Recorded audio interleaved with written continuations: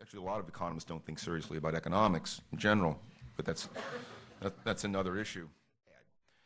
Every time a news reporter talks about the trade deficit rising, there's a collective groan. Oh no, it's bad. Or if it falls, we say, "Whoa, that's really good news."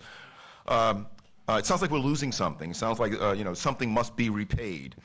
I believe that this popular view of the trade deficit, and it's one that I'm sorry to say is shared by more than a few economists who don't think seriously about trade. Actually, a lot of economists don't think seriously about economics in general, but that's another issue.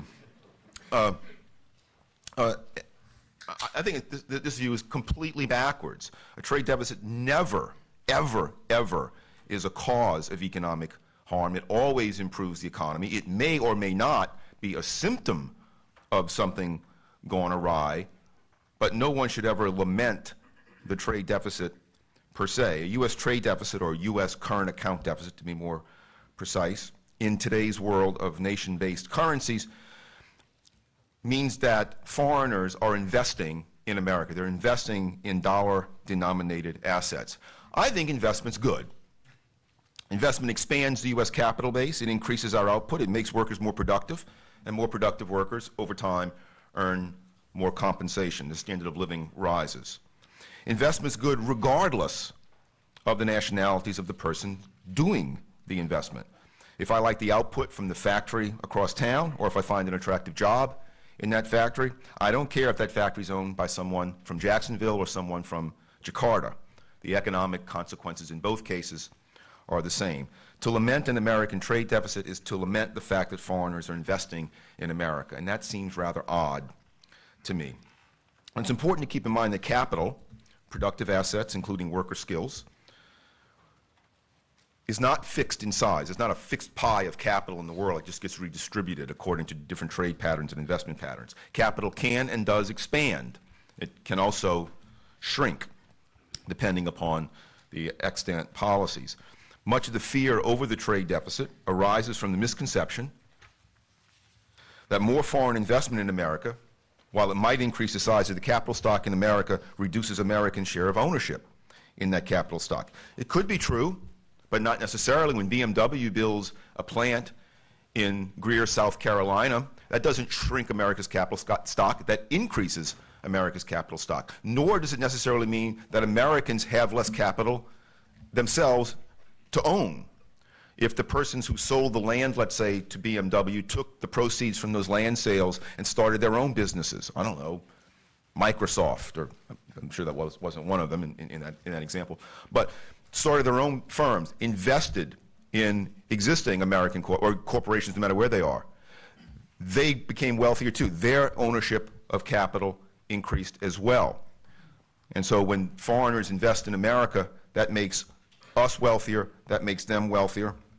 So whenever I hear reports of increases in America's trade deficit, I hear, oh great, foreigners are investing more in the United States, and I rejoice because of that. More investment here. Our capital stock is likely increasing in size, and people the world over generally still regard the United States as at least a relatively good place to invest. They have confidence in the U.S. economy. Now, one thing people will say is that, well, and I get this a lot, yeah, but that might be true if it's people investing in companies. But what about foreigners buying Uncle Sam's treasuries? And if you think about this, you don't have to think about it too long, it's an incredibly odd argument. A lot of the same people who complain about America's trade deficit are right here on Capitol Hill, and they are voting for higher budget deficits. I do think that when the U.S. trade deficit rises because foreigners are buying more U.S. treasuries, that is a symptom of a malady, the malady being growing U.S. government indebtedness. The problem is not the trade deficit, the problem is the budget deficit. But I'm glad, given how much Congress chooses to spend, I'm glad that foreigners are here to help us share part of the burden of that debt. I don't believe, this is an empirical question, and actually I'm starting some research on it now, I don't believe that foreigners' willingness to lend to Uncle Sam has much, if any, effect on Uncle Sam's fiscal decisions. I don't think Speaker Boehner And Senate Majority Leader Harry Reid is saying, well, let's raise the deficit because the Chinese are willing to lend us more. I don't think that's what's going on. These decisions are made for political reasons. This is not a business being run on sound fiscal principles. It's a bunch of political decisions being made. But regardless, if Uncle Sam is in debt, going into debt by X billion or billion, that's what a quaint number, X trillion annually now, and foreigners are willing to help us shoulder part of that burden, I welcome it, because that means that we have then less U.S. capital tied up in wasteful government expenditures, and hence more U.S. capital left available for productive private investment. I want to end with two quick items. When foreigners invest here, and by the way, it's not the case, I don't want to leave you with the impression it's the case that most foreign investment is in U.S. Treasuries. It's not. Between the year 2000 through 2009, that 10-year span, according to recent data from UNCTAD, $1.8 trillion of direct foreign investment flowed into the United States. That's a huge amount, well, maybe not anymore, given the current budget. Pre-existing administration budget figures, that was a large amount of money. It's a lot of money, actually, flowing into the United States, into private firms. And when this money comes in, it comes in with creative ideas from entrepreneurs abroad, from investors abroad. How many of you read The New Yorker? This says a lot about this audience. It's a magazine. Right? At the back of The New Yorker, for the past several years, there's this really nice feature. It's called the caption contest. I think that's what it's called. And they print a one-frame cartoon, but without a caption. It's just some crazy picture, of some guy, I don't know, a guy dressed in men's clothes with devils hanging around. Or one I remember is a doctor sitting at a desk, and there was this gigantic hand coming in through the door. And that's the one, well, I'm getting ahead of myself. The idea in this contest is they print these cartoons, there's no caption, and then they invite people to submit a caption. And I view that caption submission as a piece of capital, right? If you get a good caption to go along with the cartoon, you can make the cartoon funnier. And the better the caption, the better it fits with the cartoon, the more valuable the cartoon. So people from all over the world can contribute. You don't have to just be a New Yorker. You don't have to just be an American. You can be from Queensland or from Queens to contribute a caption. And then they have this contest, and the best caption wins. The one I entered was this big hand coming through the door, and I thought I'd win because the caption I submitted was, the doctor saying, "Don't worry, we'll have you invisible again in no time." But it did.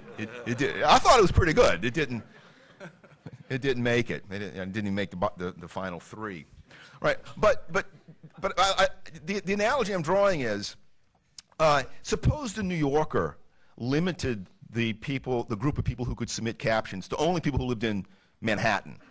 Well, they might get a really great caption, but they're eliminating possibilities of getting captions from Queens and from Queensland.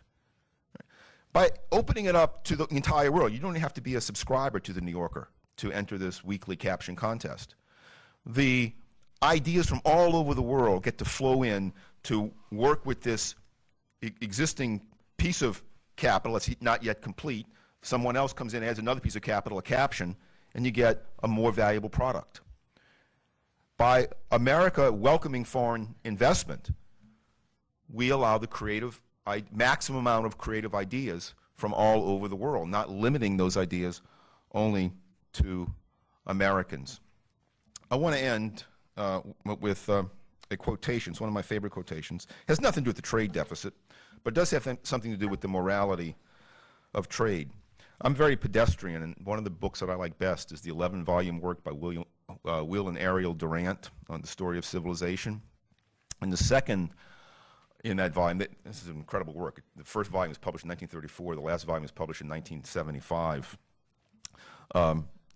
The second volume is entitled The Life of Greece, and the Durants are talking about the rise of ancient Athens. And they said, you know, basically in 100 years, this went from being a small, nondescript outpost, not much, to being the first great classical civilization in history.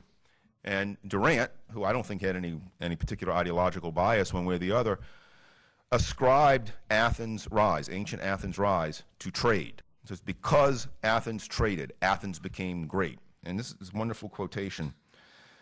He says, the crossroads of trade are the meeting places of ideas, the attrition ground of rival customs and beliefs. Diversities beget conflict, comparison, thought. Superstitions cancel one another, and reason begins. Trade's not just about more goods and services. It certainly delivers that. It's not just about freedom, and that's important, but it stimulates our thought. It makes us more cosmopolitan. It keeps us civilized. Thank you.